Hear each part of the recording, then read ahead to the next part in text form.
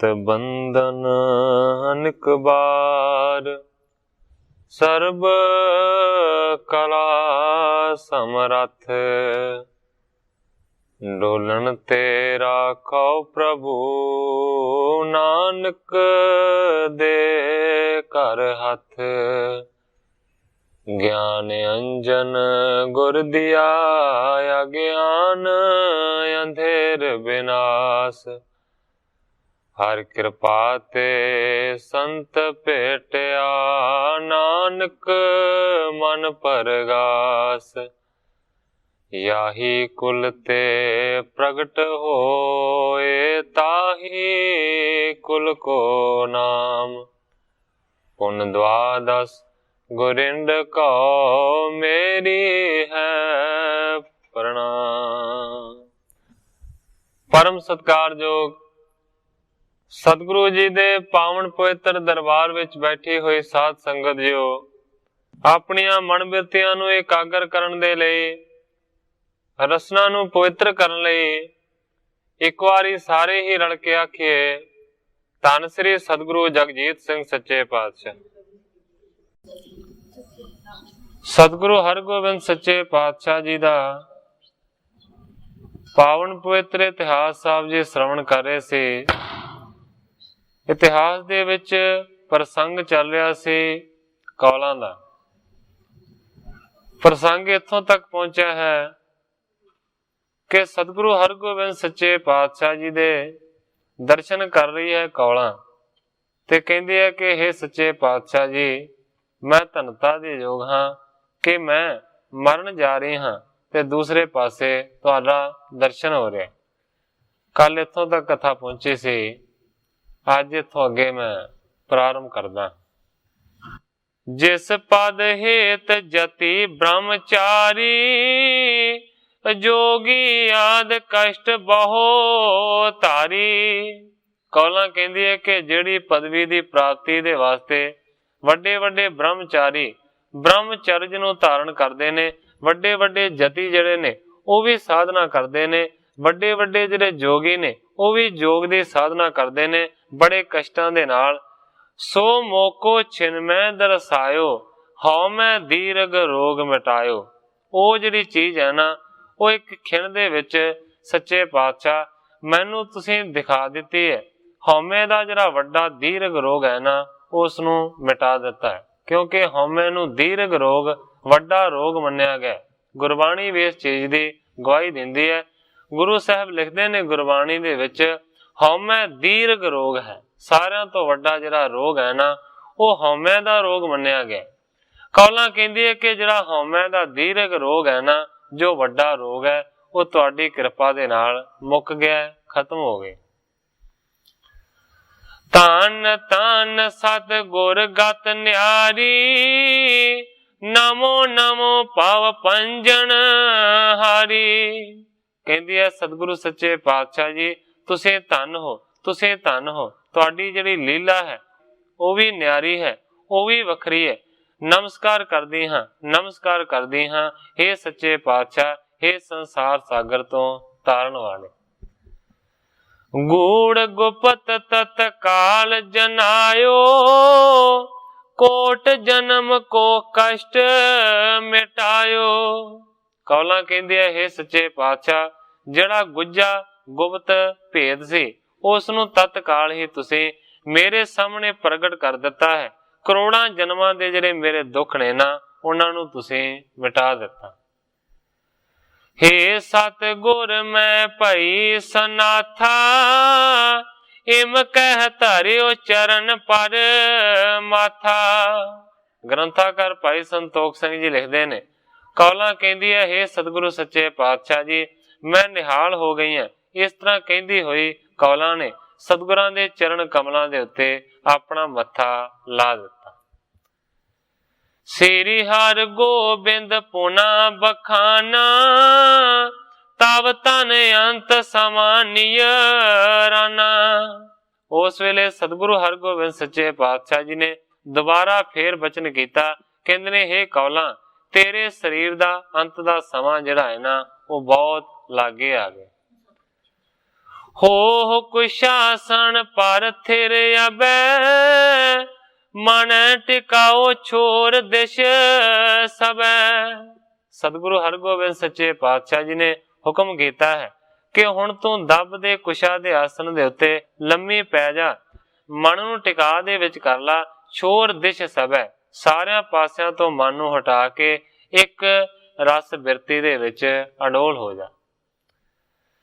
ਤਤ ਛਿਨ ਦਾਸੀ ਕੁਸ਼ਾ ਡਸਾਈ, ਬਿਕੁਲਾਵਤ ਉਠਾਏ ਕਰ ਪਾਈ।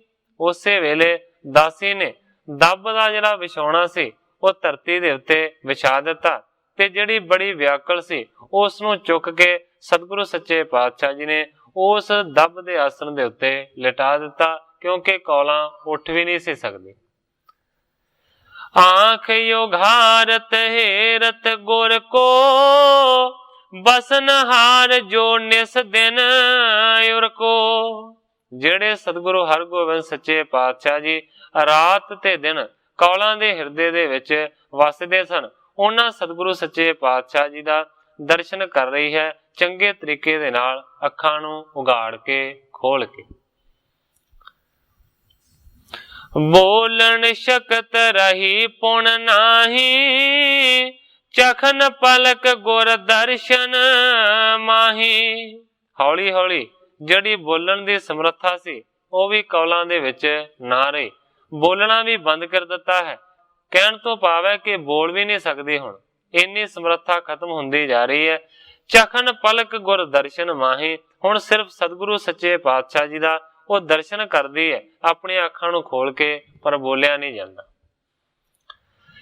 ਹੇਰਤ ਹੇਰਤ ਨਿਕਸੇ ਪ੍ਰਾਨਾ, ਭਾਈ ਤਨ ਪਦ ਪਾਏ ਮਹਾਨਾ।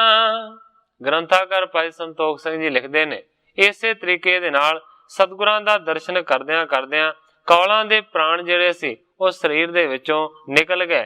ਭਾਈ ਧਨ ਪਦ ਪਾਏ ਮਹਾਨਾ। ਗ੍ਰੰਥਾਕਾਰ ਭਾਈ ਸੰਤੋਖ ਸਿੰਘ ਜੀ ਲਿਖਦੇ ਨੇ, ਇਸ ਤਰੀਕੇ ਦੇ ਨਾਲ ਕੌਲਾਂ ਵੱਡੇ ਧਨ ਭਾਗਾਂ ਵਾਲੀ ਹੋਈ ਤੇ ਮਹਾਨ ਪਦਵੀ ਦੀ ਉਸ ਨੂੰ ਪ੍ਰਾਪਤੀ ਹੋਈ। ਇਸ ਤਰੀਕੇ ਦੇ ਨਾਲ ਉਸ ਵੇਲੇ ਸਤਿਗੁਰੂ ਹਰਗੋਬਿੰਦ ਸੱਚੇ ਪਾਤਸ਼ਾਹ ਜੀ ਨੇ ਉਸ ਨੂੰ ਪਹਿਲਾਂ ਬਚਨ ਆਖਿਆ ਸੀ ਤੇ ਫਿਰ ਉਸ ਦੀ ਮੌਤ ਹੋਈ।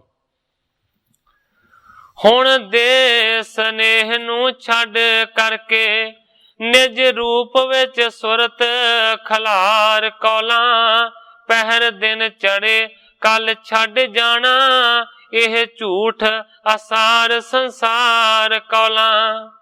ਉਹਨੂੰ ਅੱਗੇ ਹੀ ਜਗ ਦਾ ਮੋਹ ਨਹੀਂ ਸੀ, ਮਾਰਫਤ ਜਾਣੂ ਸੀ ਅਪਾਰ ਕੌਲਾਂ, ਗੁਰ ਚਰਨਾ ਦਾ ਸੱਚਾ ਪ੍ਰੇਮ ਹੈ ਸੀ, ਤਾਰੂ ਕਲ ਦੇ ਜੀਆਂ ਸੰਭਾਰ ਕੌਲਾਂ। ਦਿਨ ਦੂਸਰੇ ਗੁਰੂ ਦੀਦਾਰ ਕਰਦੀ, ਦਿਨ ਦੂਸਰੇ ਗੁਰੂ ਦੀਦਾਰ ਕਰਦੀ, ਦੇ ਛੱਡ ਹੋ ਗਈ ਉਡਾਰ ਕੌਲਾਂ, ਸੱਚੇ ਪ੍ਰੇਮ ਦੀ ਰੀਤ ਕਰਤਾਰ ਸਿੰਘਾ, ਪਿੱਛੇ ਛੱਡ ਗਈ ਯਾਦਗਾਰ ਕੌਲਾਂ। ਕਰਤਾਰ ਸਿੰਘ ਜੀ ਕਲਾਸ ਵਾਲੇ ਲਿਖਦੇ ਨੇ, ਇਸ ਤਰੀਕੇ ਦੇ ਨਾਲ ਸੱਚੇ ਪ੍ਰੇਮ ਦੀ ਜਿਹੜੀ ਰੀਤੀ ਸੀ ਨਾ, ਉਸ ਨੂੰ ਯਾਦਗਾਰ ਬਣਾ ਕੇ ਕੌਲਾਂ ਆਪਣੇ ਮਰਨ ਤੋਂ ਪਿੱਛੋਂ ਛੱਡ ਕੇ ਗਈ। ਇਸ ਤਰੀਕੇ ਦੇ ਨਾਲ ਕੌਲਾਂ ਦੀ ਮੌਤ ਹੋਈ। ਮ੍ਰਿਤਕ ਪਾਈ ਗੁਰਦਾਸ ਹਕਾਰੇ, ਤਿਸ ਕੀ ਦਾਸੀ ਸਾਥ ਉਚਾਰੇ। ਗ੍ਰੰਥਾਕਾਰ ਭਾਈ ਸੰਤੋਖ ਸਿੰਘ ਜੀ ਲਿਖਦੇ ਨੇ, ਜਦੋਂ ਕੌਲਾਂ ਮਰ ਗਈ ਤੇ ਸਤਿਗੁਰੂ ਸੱਚੇ ਪਾਤਸ਼ਾਹ ਜੀ ਨੇ ਫੇਰ ਕੌਲਾਂ ਦੀ ਦਾਸੀ ਨੂੰ ਤੇ ਆਪਣੇ ਸਾਥੀਆਂ ਨੂੰ ਕੋਲ ਬੁਲਾਇਆ। ਮ੍ਰਿਤਕ ਕਿਰਿਆ ਕੀ ਜੈ ਅਬ ਸਾਰੀ, ਲੈ ਗਮਨੋ ਸ਼ੁਭ ਬਾਗ ਮਝਾਰੀ। ਸਾਰਿਆਂ ਨੂੰ ਸਤਿਗੁਰੂ ਹਰਗੋਬਿੰਦ ਸੱਚੇ ਪਾਤਸ਼ਾਹ ਜੀ ਨੇ ਹੁਕਮ ਕੀਤਾ ਹੈ ਕਿ ਕੌਲਾਂ ਦੇ ਮ੍ਰਿਤਕ ਸਰੀਰ ਨੂੰ ਇੱਕ ਬਾਗ ਦੇ ਵਿੱਚ ਲਿਜਾਇਆ ਜਾਵੇ, ਮਰਨ ਤੋਂ ਮਗਰੋਂ ਦੀ ਜਿਹੜੀ ਸਾਰੀ ਕਿਰਿਆ ਹੈ ਉਸ ਨੂੰ ਪੂਰਾ ਕੀਤਾ ਜਾਵੇ ਤੇ ਬਾਗ ਦੇ ਵਿੱਚ ਇਹਦਾ ਸੰਸਕਾਰ ਕਰਨਾ। ਕਹੇ ਗੁਰੂ ਕੇ ਮਿਲ ਨਰ ਨਾਰ, ਕਰੀ ਨੁਹਾਵਣ ਨਿਰਮਲ ਬਾਰ। ਫਿਰ ਬਹੁਤੀਆਂ ਸਾਰੀਆਂ ਔਰਤਾਂ ਨੇ ਮਿਲ ਕੇ ਕੌਲਾਂ ਦੇ ਮ੍ਰਿਤਕ ਸਰੀਰ ਦਾ ਸੋਹਣੇ ਪਾਣੀ ਦੇ ਨਾਲ ਇਸ਼ਨਾਨ ਕਰਵਾਇਆ। ਬਹੁਤ ਮੋਲ ਕੋ ਪਾਏ ਦੁਸ਼ਾਲਾ, ਗਾਏ ਰਬਾਬੀ ਸ਼ਬਦ ਬਿਸ਼ਾਲਾ। ਫਿਰ ਉਹਦੇ ਸਰੀਰ ਦੇ ਉੱਤੇ ਇੱਕ ਬਹੁਤ ਵੱਡਾ ਮੁੱਲਾ ਦੁਸ਼ਾਲਾ ਪਾਇਆ। ਜਿਹੜੇ ਰਬਾਬੀ ਨੇ ਉਹ ਰਸੀਲੇ ਗੁਰਬਾਣੀ ਦੇ ਸ਼ਬਦਾਂ ਨੂੰ ਪੜਨ ਲੱਗੇ। ਲੈ ਕਰ ਗਮਨੇ ਉਪਬਨ ਮਾਹੀ, ਇਮ ਕੋ ਲਾਗਤ ਸਗਰੀ ਪ੍ਰਾਹੀ। ਗ੍ਰੰਥਾਕਾਰ ਭਾਈ ਸੰਤੋਖ ਸਿੰਘ ਜੀ ਲਿਖਦੇ ਨੇ, ਇਸ ਤੋਂ ਬਾਅਦ ਫਿਰ ਸੰਸਕਾਰ ਕਰਨ ਦੇ ਵਾਸਤੇ ਉਸ ਨੂੰ ਬਾਗ ਦੇ ਵਿੱਚ ਲੈ ਕੇ ਗਏ ਨੇ। ਉੱਥੇ ਜਾ ਕੇ ਕੌਲਾਂ ਦੇ ਮ੍ਰਿਤਕ ਸਰੀਰ ਦਾ ਸੰਸਕਾਰ ਕੀਤਾ। ਕਵੀ ਜੀ ਲਿਖਦੇ ਨੇ, ਇਮ ਕੌਲਾਂ ਗਤ ਸਗਰੀ ਪ੍ਰਾਹੀ। ਇਸ ਤਰੀਕੇ ਦੇ ਨਾਲ ਕੌਲਾਂ ਨੇ ਸਾਰੀ ਸ਼ੁਭ ਗਤੀ ਪਾ ਲਈ। ਜਾਂ ਫਿਰ ਇਸ ਤੁਕ ਦਾ ਇੱਕ ਹੋਰ ਵੀ ਅਰਥ ਲੱਗ ਸਕਦਾ ਹੈ ਕਿ ਇਸ ਤਰ੍ਹਾਂ ਕੌਲਾਂ ਦੀ ਸਾਰੀ ਗਾਥਾ ਮੈਂ ਕਵੀ ਜੀ ਲਿਖਦੇ ਨੇ ਕਿ ਆਖੀ। ਸਤਿਗੁਰ ਬੈਠੇ ਲਾਏ ਦੀਵਾਨ, ਆਵਤ ਪਏ ਲੋਕ ਸਭ ਜਾਣ। ਸਤਿਗੁਰੂ ਜੀ ਉੱਥੇ ਹੀ ਬੈਠੇ ਨੇ, ਬੈਠ ਕੇ ਵੱਡੀ ਸਭਾ ਸਜਾਈ ਹੈ। ਲੋਕ ਜਾਣ ਜਾਣ ਕੇ ਸਾਰੇ ਉੱਥੇ ਪਹੁੰਚੇ। ਸ਼ੋਕ ਠਾਣ ਬੈਠੇ ਗੁਰ ਤੀਰ, ਆਇਓ ਪੈਂਦਾ ਖਾਣ ਬਰ ਵੀਰ। ਜਿੰਨੇ ਵੀ ਸ਼ੋਕ ਆਤਰ ਮਨੁੱਖ ਨੇ ਸਾਰੇ ਦੇ ਸਾਰੇ ਆਣ ਕੇ ਸਤਿਗੁਰਾਂ ਦੇ ਕੋਲ ਬਹਿੰਦੇ ਜਾਂਦੇ ਨੇ। ਇੰਨੇ ਚਿਰ ਨੂੰ ਕਵੀ ਜੀ ਲਿਖਦੇ ਨੇ ਕਿ ਵੱਡਾ ਸੂਰਮਾ ਪੈਂਦੇ ਖਾਵੇਂ ਪਹੁੰਚੇ। ਹਾਏ ਮਾਤ ਕਹਿ ਊਚ ਪੁਕਾਰਾ, ਦੇ ਧੀਰਜ ਸਤਿਗੁਰੂ ਨਿਰਵਾਰਾ। ਪੈਂਦੇ ਖਾਣੇ ਆਉਂਦਿਆਂ ਸਾਰ ਉੱਚੀ ਪੁਕਾਰ ਕੀਤੀ ਹੈ, ਹਾਏ ਮਾਤਾ ਜੀ ਤੁਸੀਂ ਚਲੇ ਗਏ। ਇਹਨਾਂ ਕਹਿ ਕੇ ਸਤਿਗੁਰੂ ਸੱਚੇ ਪਾਤਸ਼ਾਹ ਜੀ ਦੇ ਕੋਲ ਬੈਠਾ ਹੈ। ਸਤਿਗੁਰੂ ਹਰਗੋਬਿੰਦ ਸੱਚੇ ਪਾਤਸ਼ਾਹ ਜੀ ਨੇ ਪੈਂਦੇ ਖਾਂ ਨੂੰ ਧੀਰੇ ਦਿੱਤਾ। ਸਭ ਹੀ ਸੁਪਾਟ ਸਿੱਖ ਨਰਪੁਰ ਕੇ, ਗਮਨੇ ਬੈਠ ਬੈਠ ਢਿਗ ਗੁਰ ਕੇ। ਸਾਰੇ ਹੀ ਸਤਿਗੁਰਾਂ ਦੇ ਸ਼ਸਤਰਧਾਰੀ ਸੂਰਮੇ, ਇਸ ਤੋਂ ਇਲਾਵਾ ਪਿੰਡ ਦੇ ਜਿੰਨੇ ਵੀ ਮਨੁੱਖ ਸਨ ਉਹ ਸਾਰੇ ਦੇ ਸਾਰੇ ਸਤਿਗੁਰੂ ਹਰਗੋਬਿੰਦ ਸੱਚੇ ਪਾਤਸ਼ਾਹ ਜੀ ਦੇ ਕੋਲ ਬੈਠੇ। ਸੰਧਿਆ ਭਈ ਗਏ ਗੁਰ ਡੇਰੇ, ਨਿਜ ਨਿਜ ਥਾਨ ਸਕਲ ਚਲ ਹਿਰੇ। ਜਦੋਂ ਸ਼ਾਮਾਂ ਪਈਆਂ ਤੇ ਸਤਿਗੁਰੂ ਹਰਗੋਬਿੰਦ ਸੱਚੇ ਪਾਤਸ਼ਾਹ ਜੀ ਵੀ ਆਪਣੇ ਡੇਰੇ ਤੇ ਪਹੁੰਚ ਗਏ ਨੇ। ਹੋਰ ਵੀ ਜਿੰਨੇ ਜਿੱਥੋਂ ਜਿੱਥੋਂ ਆਏ ਸੀ ਉੱਥੇ ਉੱਤੇ ਹੀ ਵਾਪਸ ਪਰਤ ਗਏ। ਸੁਪਤ ਜਥਾ ਸੁਖ ਰਾਤ ਬਿਤਾਈ, ਜਾਗੇ ਪ੍ਰਭ ਭੋਰ ਹੋਏ ਆਈ। ਰਾਤ ਨੂੰ ਚੰਗੇ ਤਰੀਕੇ ਦੇ ਨਾਲ ਸੁਖ ਦੇ ਨਾਲ ਸੌਂ ਕੇ ਸਤਿਗੁਰਾਂ ਨੇ ਬਤੀਤ ਕੀਤਾ। ਜਦੋਂ ਅੰਮ੍ਰਿਤ ਵੇਲਾ ਹੋਇਆ ਤੇ ਫਿਰ ਸਤਿਗੁਰੂ ਸੱਚੇ ਪਾਤਸ਼ਾਹ ਜੀ ਜਾਗੇ। ਇਸ ਬਿਦ ਕੇਤਕ ਦਿਵਸ ਬਿਤਾਏ, ਗੁਰ ਸੁਧ ਸੁਣ ਕਰ ਇਤ ਕੋ ਆਏ। ਗ੍ਰੰਥਾਕਾਰ ਭਾਈ ਸੰਤੋਖ ਸਿੰਘ ਜੀ ਲਿਖਦੇ ਨੇ, ਇਸ ਤਰੀਕੇ ਦੇ ਨਾਲ ਕਾਫੀ ਸਾਰੇ ਦਿਨ ਸਤਿਗੁਰੂ ਸੱਚੇ ਪਾਤਸ਼ਾਹ ਜੀ ਨੇ ਬਤੀਤ ਕੀਤੇ। ਜਿਹੜੀ ਵੀ ਸੰਗਤ ਸਤਿਗੁਰਾਂ ਦੇ ਇੱਥੇ ਆਉਣ ਦੀ ਖਬਰ ਨੂੰ ਪਾਉਂਦੀ ਹੈ ਉਹ ਸਤਿਗੁਰਾਂ ਦੇ ਦਰਸ਼ਨਾਂ ਦੇ ਵਾਸਤੇ ਇੱਥੇ ਹੀ ਪਹੁੰਚਦੀ।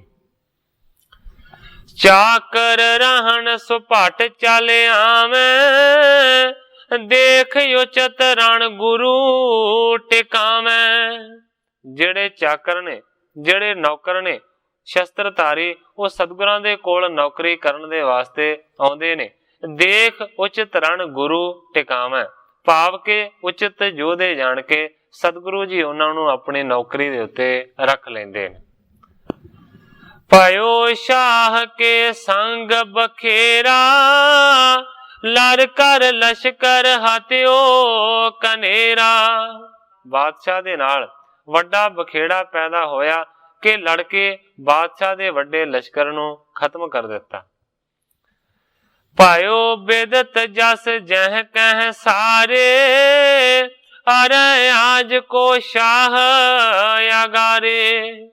ਕਵੀ ਜੀ ਲਿਖਦੇ ਨੇ ਕਿ ਜਗ੍ਹਾ ਜਗ੍ਹਾ ਦੇ ਉੱਤੇ ਸਤਿਗੁਰਾਂ ਦੇ ਜਸ ਦੀਆਂ ਗੱਲਾਂ ਹੁੰਦੀਆਂ ਨੇ ਕਿ ਅੱਜ ਕੱਲ ਦੇ ਸਮੇਂ ਦੇ ਵਿੱਚ ਬਾਦਸ਼ਾਹ ਦੇ ਨਾਲ कोई टक्कर लै नहीं सकता।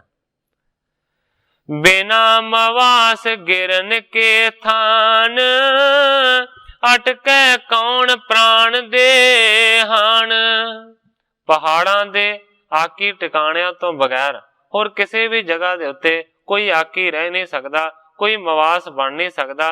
अटकै कौन, कौन बादशाह दे अगे अटक सकता है? प्राण दे हान, क्योंकि बादशाह अपनी हुकूमत दे जोर दे नाल जिहड़ा अड़ेगा उहदे प्राण कढ देवेगा। लवपुर सुधा सरोवर नेरे, तह रह कियो महद भट फेरे। लोकी इस तरह सतगुरां दे जस दियां गल्लां करदे ने कि दूर दूर तक कोई ठहर नहीं सकता। पर देखो लाहौर दे विच बादशाह टिकिया ते लाहौर दे थोड़ा ही कोल अमृतसर नगरी है, उस जगह ते ही रोके गुरु ने बहुत वड्डा भयंकर युद्ध किया ते तुरकां नूं मारिया। रण में हेर हेर उमरावण, जे सरदार करे सब कावण। रण दे विच युद्ध भूमि दे विच वड्डे वड्डे उमरावां नूं, वड्डे वड्डे बादशाह दे जरनैलां नूं, सरदारां नूं मार दिता। जिन को बल पिख ठटक्यो शाहू, बहुर नकीन लरन उत शाहू। लोकी गल्लां करदे ने कि सतगुरां दे बल नूं वेख के, इन्हां दी ताकत नूं जाण के बादशाह भी ठठंबर गया, जिन्ने कि होर सैना चढ़ा के फिर उत्साह दे नाल नहीं कली। इस बिद को जोदा इस काला, नहीं मही मंडल में बल वाला। सारे कहंदे ने कि सतगुरां वर्गा बलवान योधा इस कलयुग दे समय दे विच इस दुनिया दे उत्ते लगदा है कि कोई नहीं। सकल देश पातशाह महाना, तिसको त्रास नैक नहीं माना। भाव के जो सारे देश दा वड्डा बादशाह शाहजहां है, उस दे डर नूं रता पर भी इन्हां ने धारण नहीं कीता।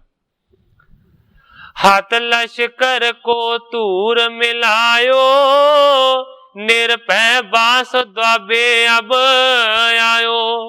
सारे कहंदे ने कि वड्डे लश्कर नूं मार के धूड़ दे विच मिट्टी दे विच मिला दिता ते हुण गुरु साहब निडर हो के दुआबे दे विच आण के वस रहे ने। इम जह कह प्रगटाए प्रसंग, सुजास करे जोदा बल अंग। ग्रंथाकार भाई संतोख सिंह जी लिखते ने, इस तरीके दे नाल गुरु जी दा जस जगह जगह दे उत्ते प्रगट होया है। जेड़े योधे बल वाले ने वो सारे दे सारे गुरु जी दा जस करदे ने। आए सो पट रण के उत्साही, चाकर होए रहत गुर पाही। गुरु जी दे जस दियां गल्लां नूं सुन के जेड़े शस्त्रधारी योधे ने, जेड़े के रण करन दे विच उत्साह नूं धारण करदे ने, वो सारे दे सारे आण के गुरु जी दे कोल नौकरी करना चाहुंदे ने ते गुरु जी दे कोल रहना चाहुंदे। शास्त्रन की विद्या नित होवे, कर परस पर वध घट जोवै। इस तरीके दे नाल बहुते सारे अपनी फौज दे विच सतगुरां ने भर्ती कीते ने योधे। शस्त्रां दी विद्या दा हमेशा अभ्यास हुंदा है, परस्पर एक दूजे दे नाल लड़ाइयां झूठियां लड़दे ने, करतब विखाउंदे ने एक दूजे नूं, पर वो हुंदा है उन्हां दी जंग दी चाल नूं सफल करन दे वास्ते। कहण तो भाव है कि अभ्यास करदे ने कि किस तरह शस्त्रां दा वार करना है वैरी दे उत्ते। चलै तूफांग के तोमर गह, तुरंग तवाए दिखावत यह। बंदूकां चलाउंदे ने, निशाने दे उत्ते बंदूकां दीयां गोलियां नूं मारदे ने। इस तो इलावा बरछियां दा प्रहार करना भी सामभदे ने, घोड़ियां नूं दड़ाउंदे ने। इस तरीके दे नाल वो अपना जंगी अभ्यास करदे ने सतगुरां दे सूरमे। बसै पठान ग्राम जे नेरे, हथियारन को गहत कनेरे। जेड़े पठान मानो के करतारपुर नगरी दे लागे वसदे सन, वो बहुत ही ज्यादा ਹਥਿਆਰਾਂ ਦੇ ਮਾਹਰ ਸਨ, ਹਥਿਆਰਾਂ ਨੂੰ ਫੜਨ ਵਾਲੇ ਸਨ। ਸੋ ਸਭ ਸੁਣੈ ਗੁਰੂ ਕੇ ਪਾਸ, ਪੈਂਦੇ ਖਾਣ ਵੀਰ ਬਲ ਰਾਸ। ਉਹਨਾਂ ਸਾਰਿਆਂ ਨੇ ਸੁਣਿਆ ਹੈ ਕਿ ਸਤਿਗੁਰੂ ਹਰਗੋਬਿੰਦ ਸੱਚੇ ਪਾਤਸ਼ਾਹ ਜੀ ਦੇ ਕੋਲ ਪੈਂਦੇ ਖਾਂ ਨਾਂ ਦਾ ਇੱਕ ਬਹੁਤ ਵੱਡਾ ਬਲ ਦਾ ਘਰ ਸੂਰਮਾ ਹੈ। ਇਸ ਤੋਂ ਇਲਾਵਾ ਕਰਤਾਰਪੁਰ ਨਗਰੀ ਦੇ ਲਾਗੇ ਹੀ ਪੈਂਦੇ ਖਾਂ ਦਾ ਘਰ ਸੀ, ਵੱਡੇ ਗ੍ਰਾਮ। ਉੱਥੋਂ ਹੀ ਲੈ ਕੇ ਪੈਂਦੇ ਖਾਂ ਨੂੰ ਉਹਦੇ ਨਾਲ ਦੇ ਸਾਥੀ ਆਏ ਸਨ। ਪਿੱਛੇ ਇਸ ਪ੍ਰਸੰਗ ਨੂੰ ਤੁਸੀਂ ਜਾਣ ਚੁੱਕੇ ਹੋ। ਕਵੀ ਜੀ ਲਿਖਦੇ ਨੇ ਕਿ ਉਹ ਜਿਹੜੇ ਲਾਗੇ ਪਿੰਡਾਂ ਦੇ ਵਿੱਚ ਰਹਿਣ ਵਾਲੇ ਪਠਾਨ ਸਨ, ਜਿਹੜੇ ਕਿ ਸ਼ਸਤਰ ਵਿਦਿਆ ਤੋਂ ਚੰਗੇ ਜਾਣੂ ਸਨ, ਉਹ ਸਤਿਗੁਰਾਂ ਦੇ ਕੋਲ ਭਰਤੀ ਹੋਣ ਦੇ ਵਾਸਤੇ ਫੌਜ ਦੇ ਵਿੱਚ ਆਏ ਨੇ। ਤੇ ਉਹਨਾਂ ਨੂੰ ਪਤਾ ਲੱਗਾ ਕਿ ਗੁਰੂ ਜੀ ਦੀ ਸੈਨਾ ਦੇ ਵਿੱਚ ਸਾਡੀ ਜਾਤੀ ਦਾ ਇੱਕ ਪਠਾਨ ਬਹੁਤ ਵੱਡਾ ਬਲ ਦੀ ਰਾਸ ਹੈ, ਬਲ ਦਾ ਘਰ ਹੈ, ਜਿਹਦਾ ਨਾਮ ਪੈਂਦੇ ਖਾਂ। ਮਿਲਨ ਹੇਤ ਬਹੁਤੇ ਚਲ ਆਵੈਂ, ਬੈਠੇ ਰਣ ਕੀ ਬਾਤ ਚਲਾਵੈਂ। ਬਹੁਤੇ ਸਾਰੇ ਤੇ ਪੈਂਦੇ ਖਾਂ ਦੇ ਜਾਣਕਾਰੀ ਹੁੰਦੇ ਨੇ, ਤੇ ਕਈ ਜਿਹੜੇ ਨਹੀਂ ਵੀ ਜਾਣਦੇ ਉਹ ਵੀ ਆਉਂਦੇ ਨੇ। ਉਹ ਆਣ ਕੇ ਫਿਰ ਰਣ ਦੀਆਂ ਯੁੱਧ ਦੀਆਂ ਜਿਹੜੀਆਂ ਗੱਲਾਂ ਨੇ ਉਹ ਪੈਂਦੇ ਖਾਂ ਦੇ ਨਾਲ ਕਰਦੇ ਨੇ। ਕੌਣ ਕੌਣ ਗੁਰ ਕੋ ਭਾਟਿਆਰਿਓ, ਮਾਰ ਗਜ਼ਬ ਕੀ ਲਸ਼ਕਰ ਮਰਿਓ। ਉਹ ਪਠਾਨ ਆਣ ਕੇ ਪੈਂਦੇ ਖਾਂ ਨੂੰ ਮਿਲੇ ਨੇ ਤੇ ਯੁੱਧ ਦੀ ਵਾਰਤਾ ਇਸ ਤਰੀਕੇ ਦੇ ਨਾਲ ਪੁੱਛਦੇ ਨੇ। ਪੈਂਦੇ ਖਾਂ ਨੂੰ ਕਹਿੰਦੇ ਨੇ ਕਿ ਕੌਣ ਕੌਣ ਗੁਰੂ ਦਾ ਸੂਰਮਾ ਅੜਿਆ ਸੀ ਮੈਦਾਨੇ ਜੰਗ ਦੇ ਵਿੱਚ, ਮਾਰ ਗਜ਼ਬ ਕੀ ਲਸ਼ਕਰ ਮਰਿਓ, ਕਿ ਵੱਡੀ ਗਜ਼ਬ ਦੀ ਮਾਰ ਦੇ ਨਾਲ ਤੁਸੀਂ ਵਿਰੋਧੀ ਦੀ ਫੌਜ ਨੂੰ ਮਾਰ ਦਿੱਤਾ। ਤਿੰਨ ਮੈਂ ਪੈਂਦੇ ਖਾਨ ਬਖਾਨੈ, ਇੱਕ ਤੋਂ ਗੁਰੂ ਮਹਾਬਲ ਠਾਨੈ। ਤੇ ਪੈਂਦੇ ਖਾਂ ਉਹਨਾਂ ਸਾਰਿਆਂ ਨੂੰ ਸੁਣਾ ਕੇ ਕਹਿੰਦਾ ਹੈ, ਇੱਕ ਤੋਂ ਗੁਰੂ ਮਹਾਬਲ ਠਾਨੈ, ਇੱਕ ਤੇ ਗੁਰੂ ਜੀ ਨੇ ਵੱਡੇ ਪਰਾਕਰਮ ਨੂੰ ਧਾਰਨ ਕੀਤਾ, ਮਹਾਬਲੀ ਬਣ ਕੇ ਉਹਨਾਂ ਨੇ ਆਪਣੀ ਤਾਕਤ ਦਾ ਪ੍ਰਗਟਾਵਾ ਕੀਤਾ। ਮੈਂ ਤਬ ਕੀਨਸ ਨਿਮਕ ਹਲਾਲ, ਕਰਿਓ ਜੰਗ ਕੋ ਤਬੈ ਕਰਾਲ। ਪੈਂਦੇ ਖਾਂ ਕਹਿੰਦਾ ਕਿ ਮੈਂ ਵੀ ਉਸ ਵੇਲੇ ਗੁਰੂ ਜੀ ਦੇ ਖਾਦੇ ਹੋਏ ਨਮਕ ਨੂੰ ਹਲਾਲ ਕੀਤਾ, ਨਮਕ ਹਰਾਮੀ ਨਹੀਂ ਕੀਤੀ, ਆਪਣੇ ਨਮਕ ਨੂੰ ਹਲਾਲ ਕਰਕੇ ਵਿਖਾਇਆ ਹੈ, ਔਰ ਜੰਗ ਦੇ ਵਿੱਚ ਭਿਆਨਕ ਤਰ੍ਹਾਂ ਮੈਂ ਲੜਿਆ। ਕਿਨੂ ਨਾਲੀ ਨਸ ਆਗਾ ਮੋਹੇ, ਮਾਰੇ ਬ੍ਰਿੰਦ ਛਤਰ ਕਰ ਕਰੋਹੇ।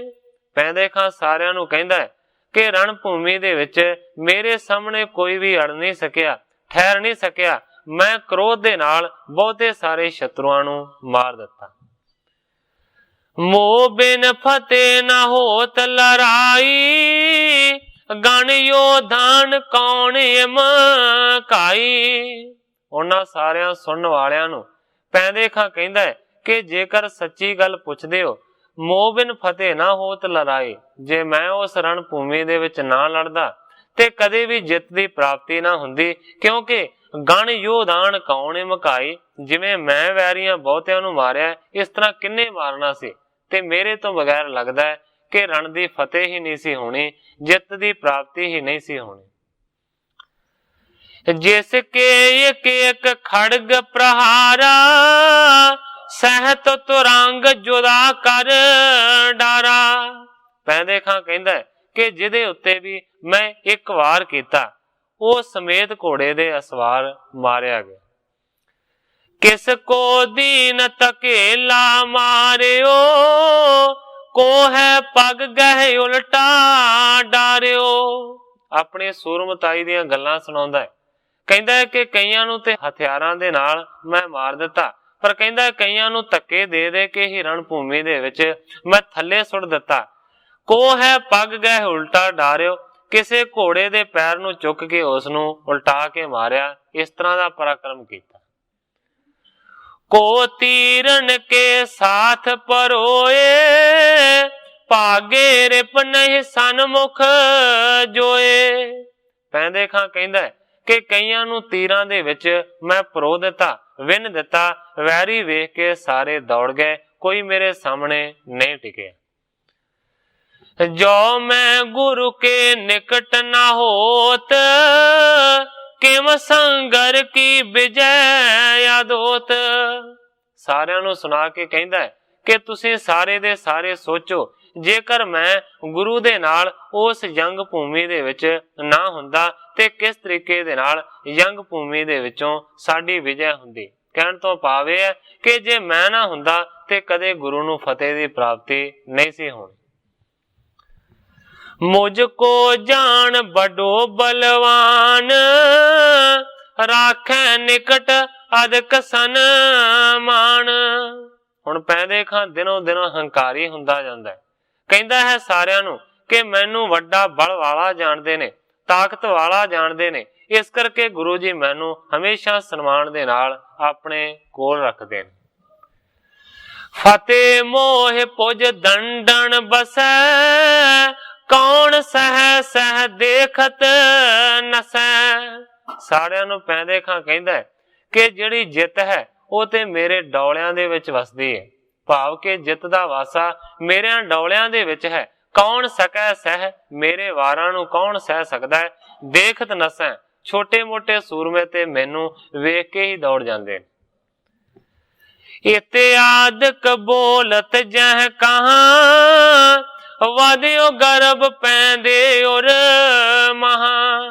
ਗ੍ਰੰਥਾਕਾਰ ਭਾਈ ਸੰਤੋਖ ਸਿੰਘ ਜੀ ਲਿਖਦੇ ਨੇ, ਇਸ ਤਰ੍ਹਾਂ ਦੀਆਂ ਹੋਰ ਵੀ ਹੰਕਾਰ ਵਾਲੀਆਂ ਗੱਲਾਂ ਪੈਂਦੇ ਖਾਂ ਬਹੁਤ ਜ਼ਿਆਦੀਆਂ ਜਿੱਥੇ ਕਿੱਥੇ ਲੋਕਾਂ ਨੂੰ ਸੁਣਾਉਂਦਾ ਹੈ।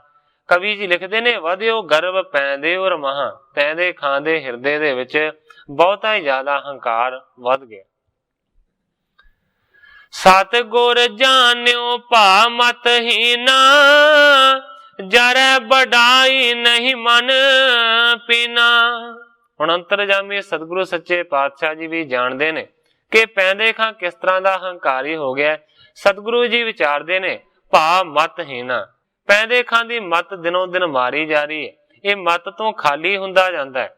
ਜਰੇ ਵਡਾਈ ਨਹੀਂ ਮਨ ਪੀਨਾ, ਕਿ ਲੋਕ ਇਹਦੀ ਵਡਿਆਈ ਕਰਦੇ ਨੇ, ਮਨ ਮੋਟੇ ਵਾਲਾ ਇਹ ਪੈਂਦੇ ਖਾਂ ਉਸ ਵਡਿਆਈ ਨੂੰ ਜਰਦਾ ਨੇ। ਨਹੀਂ ਗੰਭੀਰ ਧੀਰ ਮਨ ਮਾਨੀ, ਹੋਏ ਫਲ ਬੁਰੋ ਪਰੇ ਅਸ ਜਾਨੀ। ਸਤਿਗੁਰੂ ਹਰਗੋਬਿੰਦ ਸੱਚੇ ਪਾਤਸ਼ਾਹ ਜੀ ਪੈਂਦੇ ਖਾਂ ਦੀ ਬਾਬਤ ਸੋਚਦੇ ਨੇ ਕਿ ਗੰਭੀਰਤਾ ਵਾਲਾ ਨਹੀਂ ਹੈ, ਧੀਰਜ ਵਾਲਾ ਨਹੀਂ ਹੈ, ਮਨ ਦਾ ਹੰਕਾਰੀ ਹੁੰਦਾ ਜਾ ਰਿਹਾ ਹੈ। ਹੋਏ ਫਲ ਬੁਰੋ, ਤੇ ਇਸ ਦਾ ਜਿਹੜਾ ਹੰਕਾਰ ਦਾ ਫਲ ਹੈ ਨਾ, ਇਹ ਮਾੜਾ ਮਿਲੇਗਾ। ਪਰੇ ਅਸ ਜਾਨੇ। ਸਤਿਗੁਰੂ ਜੀ ਵਿਚਾਰਦੇ ਨੇ ਕਿ ਇਸ ਤਰ੍ਹਾਂ ਦੀ ਗੱਲ ਮੇਰੇ ਮਨ ਦੇ ਵਿੱਚ ਆਉਂਦੀ ਹੈ ਕਿ ਹੰਕਾਰੀ ਜ਼ਿਆਦਾ ਹੋ ਗਿਆ, ਇਹਦਾ ਫਲ ਬੁਰਾ ਹੋਵੇਗਾ। ਨਾਮ ਮੀਰ ਛੋਟਾ ਇੱਕ ਗ੍ਰਾਮ, ਜਹਾਂ ਪਠਾਨਣ ਕੇ ਗਨ ਧਾਮ। ਗ੍ਰੰਥਾਕਾਰ ਭਾਈ ਸੰਤੋਖ ਸਿੰਘ ਜੀ ਲਿਖਦੇ ਨੇ ਕਿ ਕਰਤਾਰਪੁਰ ਨਗਰ ਦੇ ਲਾਗੇ ਹੀ ਪੈਂਦੇ ਖਾਂ ਦਾ ਪਿੰਡ ਸੀ, ਜਿਸ ਦਾ ਨਾਮ ਸੀ ਵੱਡੇ ਮੀਰ। ਇੱਕ ਹੋਰ ਹੀ ਨਾਲ ਪਿੰਡ ਸੀ ਜਿਸ ਨੂੰ ਆਖਿਆ ਜਾਂਦਾ ਸੀ ਛੋਟੇ ਮੀਰ। ਜਹਾਂ ਪਠਾਨਣ ਕੇ ਗਨ ਧਾਮ। ਗ੍ਰੰਥਾਕਾਰ ਭਾਈ ਸੰਤੋਖ ਸਿੰਘ ਜੀ ਲਿਖਦੇ ਨੇ ਕਿ ਪਠਾਣਾ ਦੇ ਬਹੁਤੇ ਸਾਰੇ ਲਾਗਲੇ ਪਿੰਡਾਂ ਦੇ ਵਿੱਚੋਂ ਇੱਕ ਪਿੰਡ ਦਾ ਨਾਮ ਸੀ ਛੋਟੇ ਮੀਰ। ਤਹਿ ਤੇ ਆਈ ਤਬੈ ਸਗਾਈ, ਕਰਵਾਈ ਗੁਰ ਆਇਸ ਪਾਈ। ਉਸ ਛੋਟੇ ਮੀਰ ਪਿੰਡ ਦੇ ਵਿੱਚੋਂ ਪੈਂਦੇ ਖਾਂ ਦੇ ਵਾਸਤੇ ਰਿਸ਼ਤਾ ਆਇਆ। ਸਤਿਗੁਰੂ ਹਰਗੋਬਿੰਦ ਸੱਚੇ ਪਾਤਸ਼ਾਹ ਜੀ ਨੇ ਆਪਣੇ ਹੁਕਮ ਦੇ ਨਾਲ ਉਸ ਰਿਸ਼ਤੇ ਨੂੰ ਪ੍ਰਵਾਨ ਕੀਤਾ ਤੇ ਪੈਂਦੇ ਖਾਂ ਦੇ ਨਾਲ ਉੱਥੋਂ ਦੀ ਲੜਕੀ ਦੀ ਸਗਾਈ ਕਰ ਦਿੱਤੀ। ਸਤਿਗੁਰ ਦਰਬ ਦੀਨ ਬਹੁ ਤੇਰਾ, ਕਰਿਓ ਨਿਕਾਹ ਤਬੈ ਬਿਨ ਦੇਰਾ। ਸਤਿਗੁਰੂ ਹਰਗੋਬਿੰਦ ਸੱਚੇ ਪਾਤਸ਼ਾਹ ਜੀ ਨੇ ਬਹੁਤੇ ਸਾਰੇ ਪੈਸਿਆਂ ਦਾ ਖਰਚ ਕਰਕੇ ਫਿਰ ਇਸ ਤੋਂ ਬਾਅਦ ਪੈਂਦੇ ਖਾਂ ਦਾ ਵਿਆਹ ਉੱਥੋਂ ਦੀ ਲੜਕੀ ਦੇ ਨਾਲ ਕਰ ਦਿੱਤਾ, ਭਾਵ ਕਿ ਨਿਕਾਹ ਕੀਤਾ ਗਿਆ।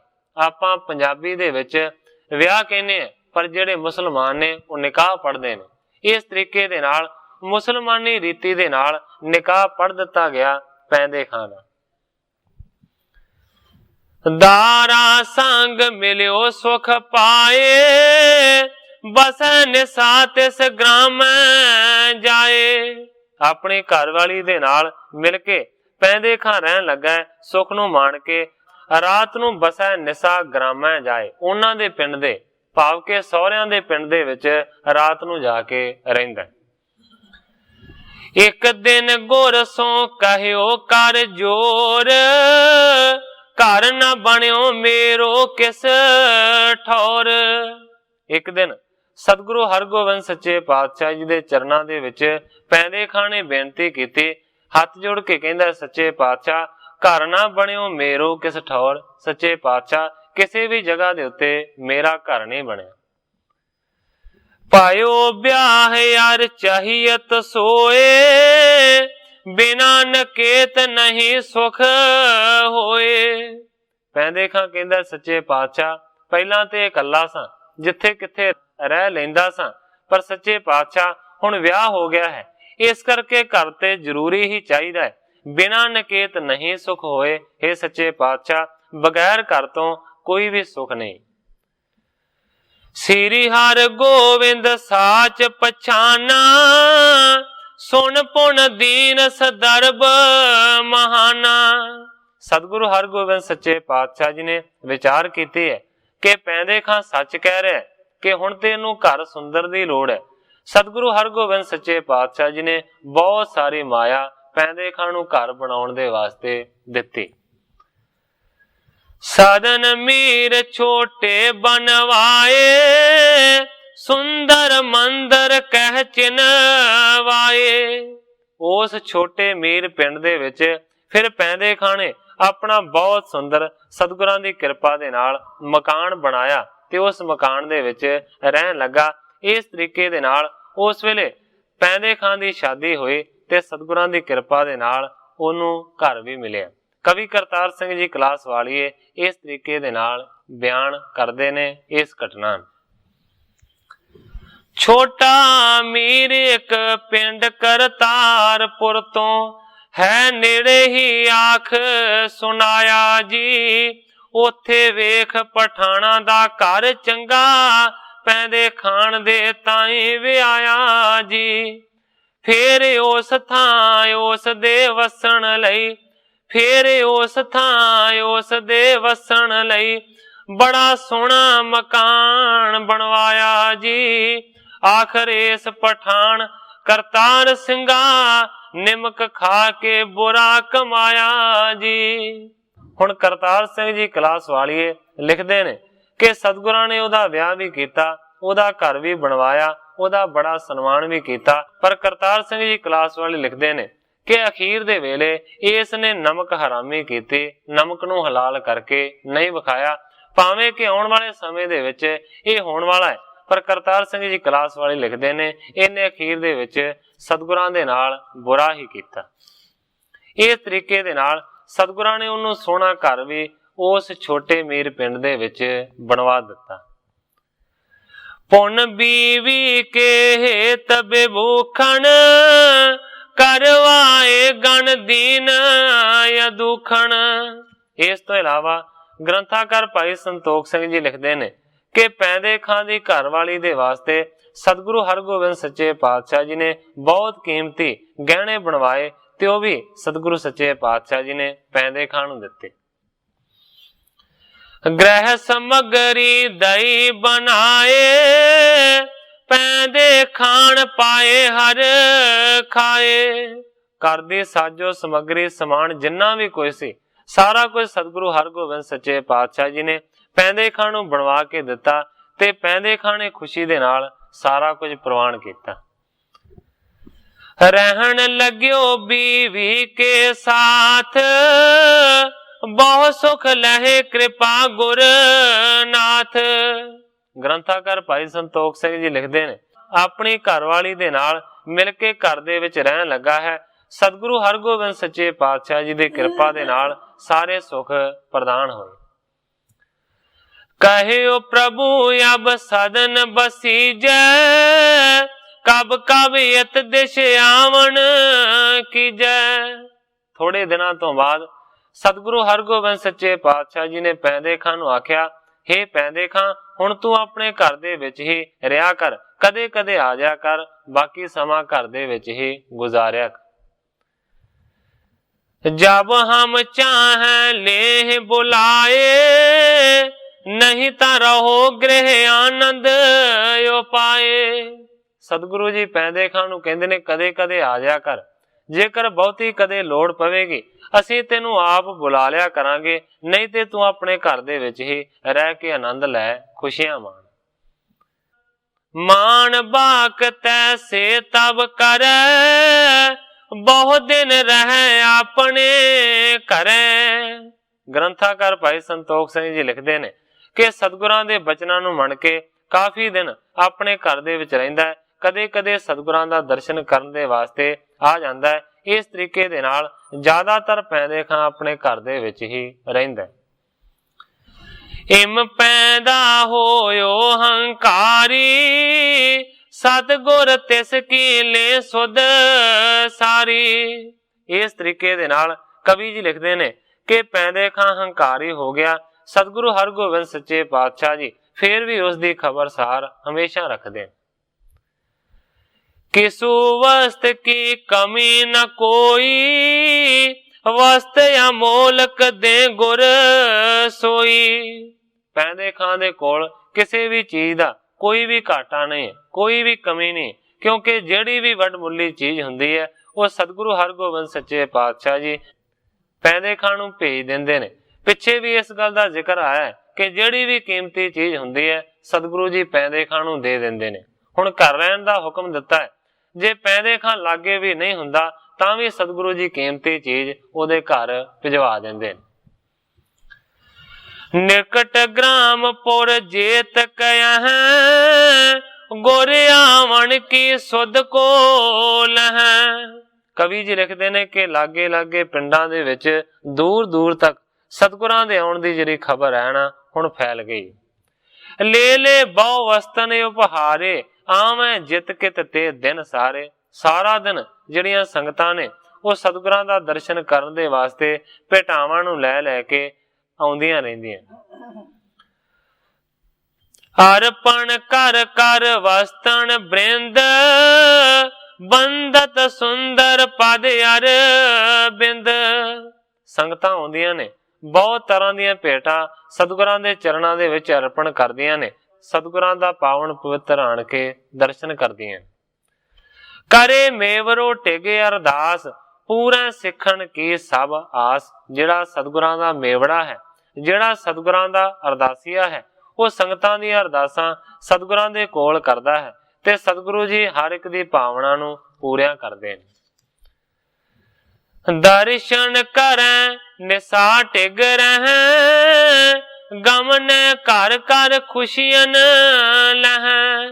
ਕਈ ਸੰਗਤਾਂ ਦਰਸ਼ਨ ਕਰਕੇ ਮੁੜ ਜਾਂਦੀਆਂ ਨੇ, ਕਈ ਸੰਗਤਾਂ ਰਾਤ ਵੀ ਬਤੀਤ ਕਰਦੀਆਂ ਨੇ ਤੇ ਅਗਲੇ ਸਵੇਰ ਚਲੀਆਂ ਜਾਂਦੀਆਂ ਨੇ। ਇਸ ਤਰੀਕੇ ਦੇ ਨਾਲ ਸਤਿਗੁਰੂ ਹਰਗੋਬਿੰਦ ਸੱਚੇ ਪਾਤਸ਼ਾਹ ਜੀ ਸਾਰਿਆਂ ਨੂੰ ਖੁਸ਼ੀਆਂ ਪ੍ਰਦਾਨ ਕਰਕੇ ਤੋਰਦੇ ਨੇ।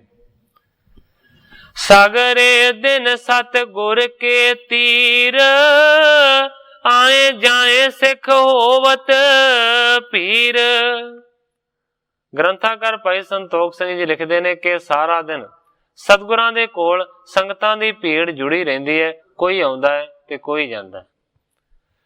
ਕੇਤਕ ਜੋਦਾ ਚਾਕਰ ਰਹਿ, ਜੇ ਹਥਿਆਰਨ ਵਿਦਿਆ ਲਹੈ। ਬਹੁਤੇ ਸਾਰੇ ਯੋਧੇ ਸਤਿਗੁਰਾਂ ਦੀ ਆਣ ਕੇ ਨੌਕਰੀ ਕਰਦੇ ਨੇ, ਜਿਹੜੇ ਕਿ ਹਥਿਆਰਾਂ ਦੀ ਵਿਦਿਆ ਤੋਂ ਚੰਗੇ ਤਰੀਕੇ ਦੇ ਨਾਲ ਜਾਣੂ ਨੇ। ਕਿਤਕ ਤੁਰੰਗ ਸਿੱਖ ਅਰ ਪੰਤੇ, ਕੇਤਕ ਲੇਤ ਮੋਲ ਖਰ ਚੰਤੇ। ਗ੍ਰੰਥਾਕਾਰ ਭਾਈ ਸੰਤੋਖ ਸਿੰਘ ਜੀ ਲਿਖਦੇ ਨੇ ਕਿ ਕਾਫੀ ਸਾਰੇ ਜਿਹੜੇ ਘੋੜੇ ਨੇ ਉਹ ਤੇ ਸਿੱਖਾਂ ਦੇ ਵੱਲੋਂ ਹੀ ਅਰਪਣ ਹੋ ਜਾਂਦੇ ਨੇ, ਮੱਥਾ ਟੇਕ ਦਿੱਤੇ ਜਾਂਦੇ ਨੇ ਤੇ ਕਈ ਘੋੜਿਆਂ ਨੂੰ ਸਤਿਗੁਰੂ ਜੀ ਮੁੱਲ ਖਰਚ ਕੇ ਵੀ ਖਰੀਦ ਲੈਂਦੇ ਨੇ। ਨਮਸਕਾਰ ਨੀ ਬਿਕਬੇ ਆਵੇਂ, ਲੇਤ ਮੋਲ ਕੋ ਦਰਬ ਦਿਵਾਵੇਂ। ਜਿਹੜੀਆਂ ਨਮਸਕਾਰਨੀਆਂ ਨੇ ਉਹ ਵਿਕਣ ਦੇ ਵਾਸਤੇ ਆਉਂਦੀਆਂ ਨੇ। ਬੰਦੂਕਾਂ ਨੂੰ ਆਖਿਆ ਜਾਂਦਾ ਹੈ ਨਮਸਕਾਰਨੀਆਂ। ਬੰਦੂਕਾਂ ਜੇਕਰ ਕੋਈ ਸੁਦਾਗਰ ਵੇਚਣ ਦੇ ਵਾਸਤੇ ਲਿਆਉਂਦਾ ਹੈ ਤੇ ਸਤਿਗੁਰੂ ਸੱਚੇ ਪਾਤਸ਼ਾਹ ਜੀ ਬਹੁਤੀਆਂ ਸਾਰੀਆਂ ਬੰਦੂਕਾਂ ਖਰੀਦ ਲੈਂਦੇ ਨੇ। ਵੀਰਨ ਕੋ ਬਖਸ਼ਤ ਪਰ ਖੰਤੇ, हाथै निशानो नहीं चुकंते। बंदूकां खरीद के फिर अपने सूरमिਆਂ ਨੂੰ ਉਹ ਬਖਸ਼ ਦਿੰਦੇ ਨੇ, ਦੇ ਦਿੰਦੇ ਨੇ ਤੇ फिर ਉਹਨਾਂ ਦੇ ਨਿਸ਼ਾਨੇ ਦੀ ਪਰਖ ਕਰਦੇ ਨੇ। हाथै निशानो नहीं चुकंते, पर कवि जी लिखते ने कि सूरमे निशाने नूं फुंड देंदे ने, एक लता भर भी चुकदे नहीं, वो अपने निशाने तो नहीं खुंजदे। दिन प्रति शास्त्रन को अभ्यास, होत अदक सतगुरु बिलास। दिन प्रति दिन शस्त्रां दा हथियारां दा अभ्यास सूरमे करदे ने। सतगुरु जी उस अभ्यास नूं वेख के खुश हुंदे ने। मार बकारा सिख करे हैं, हाथों तुरक लवपुरी लुटे हैं। कदे कदे सिख जयकारा गुजा के इस तरह कहते ने, हाथों तुरक लवपुरी लुटे हैं, तुरकां नूं मार के लाहौर नगरी नूं लुट लईए। ले हो मले क्षण ते अब राज, महादुष्ट इन वधियो समाज। सतगुरां दे सूरमे कहंदे ने कि मलेच्छां तो सच्चे पातशाह राज खोलो, इन्हां दुष्टां दा बहुत वड्डा समाज वधिया होया। करो गुरु आयस अब ऐसे, परे जंग हथ शत्रु जैसे। कहंदे ने सिख कि हे सतगुरु सच्चे पातशाह जी, किरपा करके सानू हुक्म करो, असीं जाके जंग लड़ीए ते शत्रुआं दा नाश कर दईए। इस तरह दीयां गल्लां सतगुरां दे नाल सूरमताई दे विच रते होए योधे करदे ने। इस जगह दे उत्ते कवि जी ने अपने अध्याय दी समाप्ति कीती है। अगले अध्याय दा प्रारंभ करदे ने। सतगुर करें अखेर नित, चढ़े सुपट समुदाय। हथियार विद्या करें जीव अनिक बन काए। ग्रंथाकार भाई संतोख सिंह जी लिखते ने कि सतगुरु हरगोबिंद सच्चे पातशाह जी शिकार खेडण दे वास्ते अपने सूरमिਆਂ ਨੂੰ ਨਾਲ ਲੈ के ਜਾਂਦੇ ने। हथियारां दी विद्या ਦਾ भी ਬਹੁਤਾ ਜ਼ਿਆਦਾ ਅਭਿਆਸ ਕੀਤਾ ਜਾਂਦਾ ਹੈ ਤੇ ਜੰਗਲ ਦੇ ਵਿੱਚ ਜਾ ਕੇ शिकार भी ਖੇਡਿਆ ਜਾਂਦਾ है। दुष्ट जीव बन के बहु मारे, गो महखण को त्रास निवारे। कवि जी लिखते ने कि जंगल दे जिहड़े दुष्ट जीव सन, उन्हां बहुतां सारियां नूं मारिया गया। दुष्ट जीवां तो भाव है कि जिहड़े मारखोर शेर आदि जानवर ने। गो महखण को त्रास निवारा, इन्हां मांसखोर वड्डे जीवां नूं मार के गावां दा ते मੱਝਾਂ ਦਾ ਜਿਹੜਾ डर सी ना ਉਹਨੂੰ दूर कर दिता। निरपै होए नर तृणन चुगावैं, जाहे प्रात बन संध्या लियावैं। जिवें कि कल दे प्रसंग दे विच आया सी कि बहुत वड्डे शेर नूं सतगुरु सच्चे पातशाह जी ने मार दिता, ਜਿਹੜਾ कि गऊआं नूं खा जांदा सी। कवि जी लिखदे ने कि बहुते सारे इस तरह दे वड्डे जानवरां नूं सतगुरां ने मार दिता। हुण निडर हो के जिहड़े चरवाहे ने ਉਹ ਆਪਣੇ ਮਾਲ ਡੰਗਰ ਨੂੰ ਚਾਰਨ ਦੇ ਵਾਸਤੇ ਜੰਗਲ ਦੇ ਵਿੱਚ ਜਾਂਦੇ ਨੇ। ਸਵੇਰ ਤੋਂ ਜਾਂਦੇ ਨੇ ਤੇ ਸ਼ਾਮਾਂ ਨੂੰ ਡੰਗਰ ਵੱਗ ਘਰ ਮੋੜ ਕੇ ਲਿਆਉਂਦੇ ਨੇ। ਚੋਰ ਜਾਰ ਕੋ ਤਰਾਸ ਉਪੰਨਾ, ਪੁਰ ਨਰ ਉਚਰੈ ਗੁਰ ਧਨ ਧੰਨਾ। ਕਵੀ ਜੀ ਲਿਖਦੇ ਨੇ ਕਿ ਚੋਰਾਂ ਨੂੰ, ਯਾਰਾਂ ਨੂੰ ਸਤਿਗੁਰੂ ਸੱਚੇ ਪਾਤਸ਼ਾਹ ਜੀ ਦਾ ਬਹੁਤਾ ਹੀ ਜ਼ਿਆਦਾ ਡਰ ਵਿਆਪਿਆ ਹੈ। ਪੁਰੀ ਦੇ ਜਿਹੜੇ ਲੋਕ ਨੇ ਉਹ ਸਾਰੇ ਦੇ ਸਾਰੇ ਗੁਰੂ ਜੀ ਨੂੰ ਧੰਨ ਕਹਿੰਦੇ ਨੇ। ਸਤ ਜੁਗ ਪਾ ਗੁਰ ਰਾਜ ਮਝਾਰਾ, ਤਜੀ ਖੋਟਾਈ ਨਰ ਡਰ ਧਾਰਾ। ਗ੍ਰੰਥਾਕਾਰ ਭਾਈ ਸੰਤੋਖ ਸਿੰਘ ਜੀ ਲਿਖਦੇ ਨੇ, ਸਤਿਗੁਰਾਂ ਦੇ ਐਸੇ ਰਾਜ ਦੇ ਵਿੱਚ, ਸਤਿਗੁਰਾਂ ਦੇ ਐਸੇ ਸਮੇਂ ਦੇ ਵਿੱਚ ਮਾਨੋ ਕਿ ਸਤਿਯੁਗ ਵਰਤ ਗਿਆ। ਕਿਉਂਕਿ ਤਜੀ ਖੁਟਾਈ ਨਰ ਡਰ ਧਾਰਾ, ਜਦੋਂ ਲੋਕ ਮਾੜੇ ਕਰਮਾਂ ਤੋਂ ਹਟ ਜਾਣ ਉਸ ਵੇਲੇ ਆਪੇ ਹੀ ਸਤਿਯੁਗ ਬਣ ਜਾਂਦਾ ਹੈ। ਕਵੀ ਜੀ ਲਿਖਦੇ ਨੇ ਕਿ ਸਤਿਯੁਗ ਵਰਗਾ ਸਮਾਂ ਬਣਾ ਦਿੱਤਾ ਸਤਿਗੁਰਾਂ ਨੇ। ਲੋਕਾਂ ਨੇ ਖੁਟਿਆਈਆਂ ਨੂੰ ਛੱਡ ਦਿੱਤਾ ਕਿਉਂਕਿ ਸਤਿਗੁਰਾਂ ਦੇ ਡਰ ਨੂੰ ਮੰਨਿਆ। सकल देश द्वाबे मह कीरत, पुर ग्रामण में पी बिस तीरत। इस तरीके दे नाल ਸਾਰੇ ਦੁਆਬੇ ਇਲਾਕੇ ਦੇ ਵਿੱਚ ਸਤਿਗੁਰਾਂ ਦੀ ਕੀਰਤੀ ਪਸਰ ਗਈ ਹੈ। ਪਿੰਡਾਂ ਦੇ ਵਿੱਚ, ਸ਼ਹਿਰਾਂ ਦੇ ਵਿੱਚ ਸਤਿਗੁਰਾਂ ਦਾ ਜਸ ਬਹੁਤ ਜ਼ਿਆਦਾ ਫੈਲਿਆ ਹੈ। ਇਸ ਤਰੀਕੇ ਦੇ ਨਾਲ ਉਸ ਵੇਲੇ ਸਤਿਗੁਰੂ ਸੱਚੇ ਪਾਤਸ਼ਾਹ ਜੀ ਨੇ ਕਿਰਪਾ ਕੀਤੀ। ਬਾਦਸ਼ਾਹੀ ਫੌਜਾਂ ਹਾਰ ਜਾਣ ਕਰਕੇ ਵਧਿਆ ਤੇਜ ਪ੍ਰਤਾਪ ਅਪਾਰ ਪਾਈ। ਖੌਫ ਖਾਣ ਲੱਗੇ ਆਪੋ ਆਪਣੇ ਥਾਂ, ਵੱਡੇ ਖਾਨ ਅਮੀਰ ਸਰਦਾਰ ਪਾਈ। ਸਤਿਗੁਰੂ ਕਰਤਾਰਪੁਰ ਟਿਕੇ ਆ ਕੇ, ਡਰਨ ਲੱਗ ਪੈ ਚੋਰ ਚਕਾਰ ਪਾਈ। ਕਈਆਂ ਡਾਕੂਆਂ ਚੋਰਾਂ ਨੂੰ ਸਜ਼ਾ ਦਿੱਤੀ, ਪ੍ਰਜਾ ਸੁਖੀ ਵਸਣ ਲੱਗੀ ਪਾਰ ਪਾਈ। ਕਰਤਾਰ ਸਿੰਘ ਜੀ ਕਲਾਸ ਵਾਲੀ ਲਿਖਦੇ ਨੇ ਕਿ ਸਤਿਗੁਰੂ ਜੀ ਤੋਂ ਚੋਰ ਚਕਾਰ ਡਰਨ ਲੱਗ ਪਏ ਨੇ। ਇਸ ਤੋਂ ਇਲਾਵਾ ਡਾਕੂ ਜਿਹੜੇ ਧਾੜਵੀ ਨੇ, ਉਹਨਾਂ ਨੂੰ ਕਈਆਂ ਨੂੰ ਫੜ ਕੇ ਸਤਿਗੁਰਾਂ ਨੇ ਸਜ਼ਾ ਵੀ ਦਿੱਤੀ। ਇਸ ਤਰੀਕੇ ਦੇ ਨਾਲ ਸਤਿਗੁਰਾਂ ਨੇ ਪ੍ਰਜਾ ਨੂੰ ਸੁਖ ਦਿੱਤਾ। ਸੁਪਾਟ ਬ੍ਰਿੰਦ ਸਤਿਗੁਰ ਟਿਕ ਗਏ, ਸ਼ਸਤਰਨ ਵਿਦਿਆ ਮੈਂ ਨਿਪਨਏ। ਸੁਪਾਟ ਬ੍ਰਿੰਦ ਸਤਿਗੁਰ ਟਿਕ ਗਏ। ਜਿਹੜੇ ਸ਼ਸਤਰਧਾਰੀ ਯੋਧੇ ਨੇ ਉਹ ਸਤਿਗੁਰਾਂ ਦੇ ਕੋਲ ਬਹੁਤ ਸਾਰੇ ਗਏ। ਸ਼ਸਤਰਨ ਵਿਦਿਆ ਮੈਂ ਨਿਪਨਾਏ, ਤੇ ਸਤਿਗੁਰਾਂ ਨੇ ਸ਼ਸਤਰ ਵਿਦਿਆ ਦੇ ਵਿੱਚ ਉਹਨਾਂ ਨੂੰ ਚਤਰ ਕੀਤਾ, ਨਿਪੁੰਨ ਕੀਤਾ। ਇੱਕ ਦਿਨ ਸ੍ਰੀ ਸਤਿਗੁਰ ਭਗਵਾਨ, ਲੈ ਨਿਜ ਸੰਗ ਸੋ ਪੈਂਦੇ ਖਾਨ। ਇੱਕ ਦਿਨ ਸਤਿਗੁਰੂ ਹਰਗੋਬਿੰਦ ਸੱਚੇ ਪਾਤਸ਼ਾਹ ਜੀ ਨੇ ਪੈਂਦੇ ਖਾਨ ਨੂੰ ਆਪਣੇ ਨਾਲ ਲਿਆ। ਉਪਬਨ ਮੈਂ ਗਮਨੇ ਗੁਣ ਖਾਨੀ, ਦੇਖਤ ਸ਼ੋਭਾ ਬ੍ਰਿਛਨ ਮਹਾਨੀ। ਪੈਂਦੇ ਖਾਨ ਨੂੰ ਨਾਲ ਲੈ ਕੇ ਸਤਿਗੁਰੂ ਹਰਗੋਬਿੰਦ ਸੱਚੇ ਪਾਤਸ਼ਾਹ ਜੀ ਬਾਗ ਦੇ ਵਿੱਚ ਚਲੇ ਗਏ ਨੇ। ਜਿਹੜੇ ਰੁੱਖਾਂ ਦੀ ਸ਼ੋਭਾ ਹੈ ਨਾ ਮਹਾਨ, ਉਹਨੂੰ ਦੇਖਦੇ ਨੇ। ਮਨੋ ਨੀਲ ਘਟ ਇਹ ਉਮੜਾਈ, ਕਹਿ ਨੀਲੀ ਮਣਿ ਗਿਰ ਸਮੁਦਾਈ। ਬਾਗ ਦੇ ਵਿੱਚ ਪਹੁੰਚੇ ਨੇ। ਉੱਥੋਂ ਦੀ ਜਿਹੜੀ ਸ਼ੋਭਾ ਹੈ ਇਸ ਤਰ੍ਹਾਂ ਦੀ ਹੈ ਜਿਵੇਂ ਨੀਲੀ ਘਟਾ ਹੋਵੇ।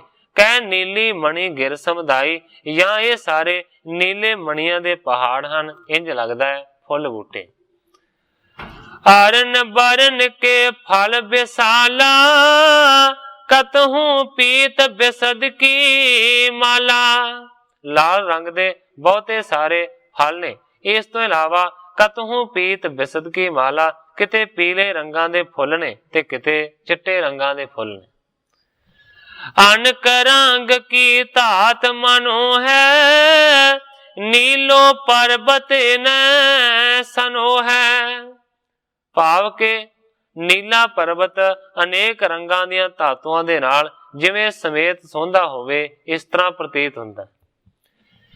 ਸ਼ੇਰ ਸਮਾਨ ਧਸੇ ਗੁਰ ਜਾਈ, ਪਰੀ ਰਹਿਣ ਜਨ ਨੈਣ ਦਸਾਈ। ਐਸੇ ਬਗੀਚੇ ਦੇ ਵਿੱਚ, ਐਸੇ ਬਾਗ ਦੇ ਵਿੱਚ ਸ਼ੇਰ ਵਾਂਗ ਬਣ ਕੇ ਸਤਿਗੁਰੂ ਜੀ ਜਾ ਧਸੇ ਨੇ, ਜਾ ਵੜੇ ਨੇ। ਪਰੀ ਰਹਿਣ ਜਨ ਨੈਣ ਦਸਾਈ ਕਹਿਣ ਤੋਂ ਭਾਵ ਹੈ ਕਿ ਨੇਤਰਾਂ ਨੂੰ ਮਾਨੋ ਰਾਤ ਪਈ ਦਿਸਦੀ ਹੈ, ਪਰ ਰਾਤ ਨਹੀਂ। ਉੱਡ ਗਣ ਪੁਸ਼ਪ ਪ੍ਰਕਾਸ਼ਤ ਜਹਾਂ, ਸਤਿਗੁਰ ਚੰਦ ਪ੍ਰਕਾਸ਼ੇ ਤਹਾਂ। ਗ੍ਰੰਥਾਕਾਰ ਭਾਈ ਸੰਤੋਖ ਸਿੰਘ ਜੀ ਇੱਕ ਰੂਪਕ ਬਣ ਰਹੇ ਨੇ ਕਿ ਜਿਹੜੇ ਪੁਸ਼ਪ ਨੇ ਉਹ ਇਸ ਤਰ੍ਹਾਂ ਪ੍ਰਕਾਸ਼ਦੇ ਨੇ ਜਿਵੇਂ ਰਾਤ ਦੇ ਤਾਰੇ ਹੋਣ, ਤੇ ਸਤਿਗੁਰੂ ਜੀ ਚੰਦ ਪ੍ਰਕਾਸ਼ੇ ਤਹਾਂ, ਤੇ ਸਤਿਗੁਰੂ ਜੀ ਉਹਨਾਂ ਤਾਰਿਆਂ ਦੇ ਵਿੱਚ ਚੰਦਰਮਾ ਵਰਗੇ ਨੇ। ਮੰਦ ਮੰਦ ਵਿੱਚ ਰਤ ਹਿਤ ਸੈਲ, ਦੱਖਣ ਦਿਸ਼ ਆਏ ਜਿਤ ਸੈਲ। ਹੌਲੀ ਹੌਲੀ ਵਿਚਰਦਿਆਂ ਵਿਚਰਦਿਆਂ, ਸੈਰ ਕਰਦਿਆਂ ਕਰਦਿਆਂ ਸਤਿਗੁਰੂ ਸੱਚੇ ਪਾਤਸ਼ਾਹ ਜੀ ਦੱਖਣ ਦੀ ਦਿਸ਼ਾ ਦੇ ਵੱਲ ਆ ਗਏ ਨੇ, ਜਿਹੜੇ ਪਾਸੇ ਪਹਾੜ ਨੇ। ਗਨ ਮੋਰਨ ਕੋ ਸ਼ੋਰ ਸੁਨੀਜੈ, ਪੁਸ਼ਪਨ ਸੋਭਾ ਅਦਕ ਜਨੀਜੈ। ਬਹੁਤੇ ਸਾਰੇ ਮੋਰ ਬੋਲਦੇ ਨੇ, ਮੋਰਾਂ ਦੇ ਬੋਲਣ ਦੀ ਆਵਾਜ਼ ਆਉਂਦੀ ਹੈ। ਇਸ ਤੋਂ ਇਲਾਵਾ ਜਿਹੜੀ ਫੁੱਲਾਂ ਦੀ ਸ਼ੋਭਾ ਹੈ ਨਾ, ਉਹ ਵੀ ਜ਼ਿਆਦਾ ਤੋਂ ਜ਼ਿਆਦਾ ਹੈ। ਨਿੰਬੂ ਨਾਰੰਗੀ ਰਸ ਭਰੇ, ਜਾਮਣ ਗਣ ਰਸਾਲ ਤਰ ਖਰੇ। ਇਸ ਤੋਂ ਇਲਾਵਾ ਗ੍ਰੰਥਾਕਾਰ ਭਾਈ ਸੰਤੋਖ ਸਿੰਘ ਜੀ ਲਿਖਦੇ ਨੇ कि तरह तरह के फलदार जिहड़े बूटे ने वो भी लगे हुए ने। निंबूआं दे बूटे ने, नारंगियां ने जड़ियां के रस भरियां ने। इस तो इलावा जामना ने, गण रसाल तर खरे। और इस तो इलावा अंबां दे भी बहुत सारे बूटे खलोते हैं। आरू अमरूद कन लीन, लागे दल फल चुकबो कीन। आड़ू लगे हुए ने, अमरूद लगे हुए ने। इस तो इलावा कीन लीन तो भाव यह है कि पीरी चंबेली दे बूटे ने जिहड़े कि बहुत ज्यादा सुगंधीदार ने। लागे दल फल चुकबो कीन, इन्ना ज्यादा रुखां नूं बूटियां नूं फल लग्या होया कि फलां दे बोझ दे नाल बूटे झुके हुए ने। दारम राय बेल चंबेली, खिली सेवती शौर बचेली। इस तो इलावा दारम लगे हुए ने। दारम आख्या जाता है अनारां नूं। राय वेलां ने, चंबेली दी वेल है। खिली सेवती शौर बचेली, भाव के सुगंधी दे रही है। इस तरह की जिहड़ी चंबेली दी वेल है। सुंदर सथल फर्श करवायस, बैठे सतगुर आनंद उबायस। उस बाग दे विच सतगुरु सच्चे पातशाह जी दे बैठण दे वास्ते सोहना आसन विछा दिता। सतगुरु जी आनंद नूं धारण करके अपने आसन दे उत्ते बह गए। गन सुपटन को लगियो दीवान, बैठियो निकट सो पैंदे खान। बहुत सारे शस्त्रधारी योधे सतगुरां दे आले दुआले बह गए ने। वड्डी सारी योधियां दी सभा सज गई है। सतगुरु हरगोबिंद सच्चे पातशाह जी ने हुक्म करके पैंदे खान नूं अपने कोल बिठाया। चौपर हित खेलन मंगवायो, सन्मुख अपने खान बिठायो। सतगुरु ने चौपड़ खेडण दी जिहड़ी खेड सी उस नूं मंगवाया। विचकार चौपड़ दी खेड विछा दिती है ते अपने सामने दूसरा खिडारी खेडण दे वास्ते पैंदे खान नूं बिठाया। तर तर दाव परच बो करे, डाल डालन नरदन को चरै। सतगुरु हरगोबिंद सच्चे पातशाह जी ने पैंदे खां दे नाल चौपड़ खेलना शुरू किया है, जिन्हों चौसर भी आख्या जाता है। कवि जी लिखते ने कि डल डाल नरदन को चरै।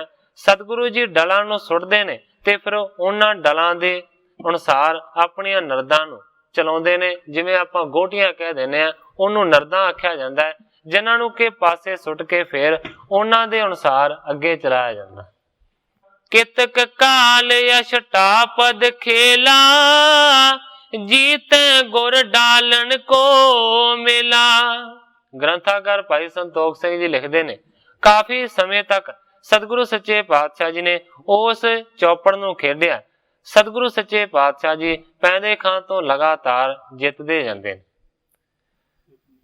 एक उमराव तबै चल आयो, मिलन हेत को मन लल चायो।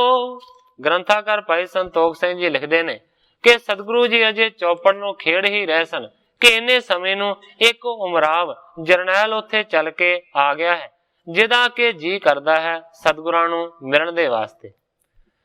हेतु मुहिम कित शाह पठावा, बहु लश्कर तिस साथ पठावा। हुण कवि जी उस जरनैल दे बारे दसदे ने कि कौन सी ते किवें सतगुरां दे हजूर पहुंचे। कवि जी लिखते ने कि बादशाह ने बहुत वड्डा लश्कर दे के किसे मुहिम दे उत्ते किसे जंग दे विच उस नूं घल्लिया सी। किसी गरेश्वर पर चढ़ गयो, तहां जाए रण ठाणत भयो। किसे पहाड़ी राजे नूं जितण दे वास्ते वड्डी फौज नूं नाल लैके बादशाह दा इह जरनैल गया सी ते उत्थे जाके पहाड़ी राजे दे नाल जंग कीता। पर्वतेश तब कीन लड़ाई, खड़ग तुफंगन मार मचाई। उस वेले अगों जिहड़ा पहाड़ी राजा सी उन्हें बड़ी सूरमताई दे नाल जंग लड़िया, तलवारां दा ते बंदूकां दा वड्डा प्रहार कीता। ब्रेंद तुरक संगर पगाए, ठहरे गयो न त्रास पाए। पर उस जंग दे विच ਪਹਾੜੀ ਰਾਜੇ ਦੀ ਜਿੱਤ ਹੋਈ ਤੇ ਜਿਹੜਾ ਜਰਨੈਲ ਬਾਦਸ਼ਾਹ ਨੇ ਕੱਲਿਆ ਸੀ ਇਹਦੀ ਹਾਰ ਹੋਈ। ਬਹੁਤੇ ਸਾਰੇ ਤੁਰਕਾਂ ਨੂੰ ਉਸ ਪਹਾੜੀ ਰਾਜੇ ਨੇ ਮਾਰ ਦਿੱਤਾ ਤੇ ਬਾਕੀ ਦੇ ਸਾਰੇ ਇਸ ਜਰਨੈਲ ਦੇ ਸਮੇਤ ਡਰ ਕੇ ਦੌੜ ਆਏ।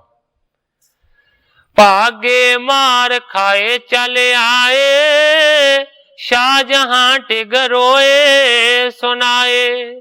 ਇਹ ਜਿਹੜਾ ਵੱਡਾ ਜਰਨੈਲ ਸੀ ਇਹ ਵੀ ਉੱਥੋਂ ਡਰਦਾ ਮਾਰਾ ਭੱਜ ਕੇ ਆ ਗਿਆ। ਸ਼ਾਹਜਹਾਂ ਦੇ ਕੋਲ ਆਣ ਕੇ ਸਾਰੇ ਦੇ ਸਾਰੇ ਰੋਏ।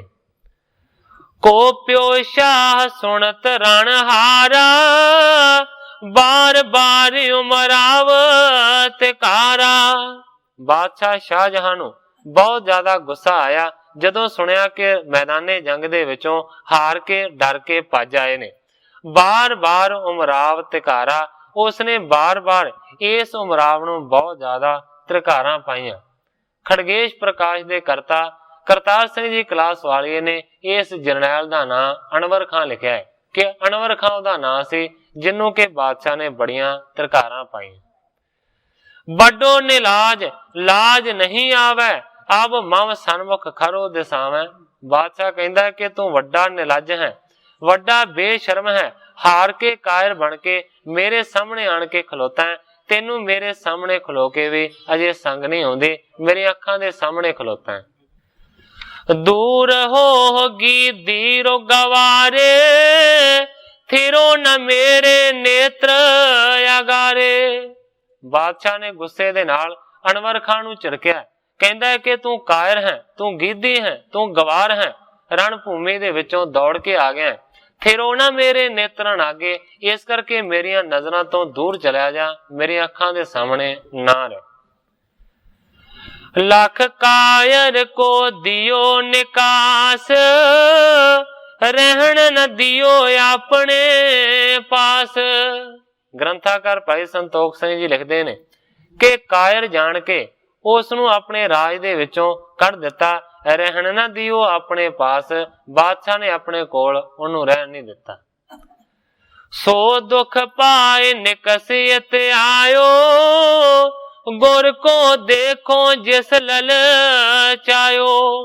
ਨਿਰਾਦਰ ਕਰਕੇ ਅਪਮਾਨ ਕਰਕੇ ਅਨਵਰ ਖਾਂ ਵੱਡੇ ਜਰਨੈਲ ਨੂੰ ਬਾਦਸ਼ਾਹ ਨੇ ਰਾਜ ਦਰਬਾਰ ਦੇ ਵਿੱਚੋਂ ਬਾਹਰ ਕੱਢ ਦਿੱਤਾ। ਉਹ ਬਹੁਤ ਜ਼ਿਆਦਾ ਦੁਖੀ ਹੋਇਆ ਤੇ ਦੁਖੀ ਹੋ ਕੇ ਫਿਰ ਇਸ ਪਾਸੇ ਆਇਆ। ਕਵੀ ਜੀ ਲਿਖਦੇ ਨੇ ਗੁਰੂ ਕੋ ਦੇਖੋ ਜੀਆ ਲਲਚਾਇਓ। ਫਿਰ ਉਸ ਅਨਵਰ ਖਾਂ ਦਾ ਇਹ ਮਨ ਲਲਚਾਇਆ ਹੈ ਕਿ ਮੈਂ ਸਤਿਗੁਰੂ ਹਰਗੋਬਿੰਦ ਸੱਚੇ ਪਾਤਸ਼ਾਹ ਜੀ ਦਾ ਜਾ ਕੇ ਦਰਸ਼ਨ ਕਰਾਂ। ਸੋ ਸਾਧ ਸੰਗਤ ਜੀ, ਸਮੇਂ ਦੀ ਸਮਾਪਤੀ ਹੈ। ਕੱਲ ਨੂੰ ਗ੍ਰੰਥਾਕਾਰ ਭਾਈ ਸੰਤੋਖ ਸਿੰਘ ਜੀ ਜਿਸ ਤਰੀਕੇ ਦੇ ਨਾਲ ਇਸ ਅਗਲੀ ਕਥਾ ਨੂੰ ਅੱਗੇ ਬਿਆਨ ਕਰਨਗੇ, ਮੈਂ ਉਸੇ ਤਰ੍ਹਾਂ ਸਾਧ ਸੰਗਤ ਦੇ ਸਨਮੁਖ ਅਰਜ਼ ਕਰਾਂਗਾ। ਅੱਗੇ ਜੋ ਸਤਿਗੁਰੂ ਸੱਚੇ ਪਾਤਸ਼ਾਹ ਜੀ ਦੀ ਰਜ਼ਾ ਹੋਵੇਗੀ ਉਸੇ ਤਰ੍ਹਾਂ ਵਰਤੇਗੀ। ਜਿੰਨੀਆਂ ਹੀ ਅਰਜ਼ਾਂ ਕਰਦਾ ਹੋਇਆ ਮੈਂ ਇੱਥੇ ਹੀ ਕਥਾ ਨੂੰ ਵਿਸਰਾਮ ਦੇ ਕੇ ਸਾਰੀ ਸਾਧ ਸੰਗਤ ਤੋਂ ਖਿਮਾ ਦਾ ਜਾਚਨਾ। हे अच्युत हे पार ब्रह्म अविनाशी अगनास, हे पूरन हे सर्ब में दुख पंजन गुणतास, हे संगी हे निरंकार, हे निर्गुण सब टेक, हे गोविंद हे गुण निधान, जाके सदा विवेक, हे अपरंपर हर हरे है पी होवन हार, हे संतः कै सदा संग ने धारा आधार, हे ठाकुर हो दास रो मैं निर्गुण गुण नहीं कोय, नानक दीजै नाम दान राखो ही है परोय, याही कुल ते प्रगट होय ताही कुल को नाम, पुन द्वादश गुरिंड को मेरी है प्रणाम।